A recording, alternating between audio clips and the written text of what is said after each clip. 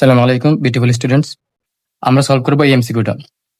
পাশের চিত্র অনুসারে tan থিটা সমান 4/3, sin থিটা সমান 5/3 এবং cos square is equal two 9/25। নিচের কোনটি সঠিক? এখানে অপশনগুলো দেওয়া আছে।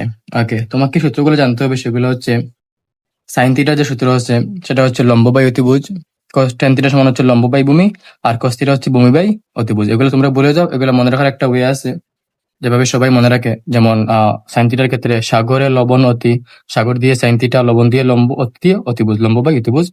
কবরে বুধ আছে cos থিটা, বুধ দিয়ে ভূমি আছে দিয়ে হচ্ছে যে অতিভুজ। তাহলে cos থিটা হচ্ছে ভূমি বাই অতিভুজ, আর tan থিটা হচ্ছে যে টেরা লম্বা বুধ, মানে tan থিটা সমান লম্ব বাই ভূমি। এখানে দেখো, এটা নিঃসন্দেহে একটা সমকোণী ত্রিভুজ।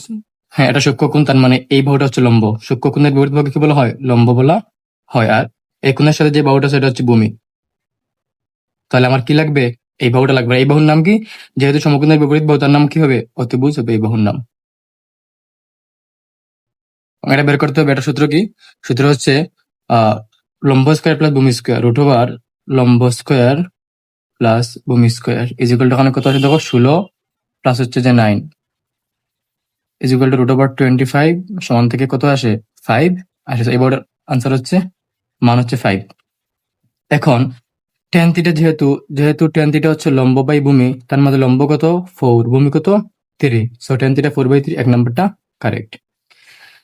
তারপরে হচ্ছে sin থিটা 5/3। sin থিটা হচ্ছে লম্ব বাই অতিভুজ, sin থিটা হচ্ছে লম্ব বাই অতিভুজ। লম্ব কত? লম্ব হচ্ছে 4, অতিভুজ কত?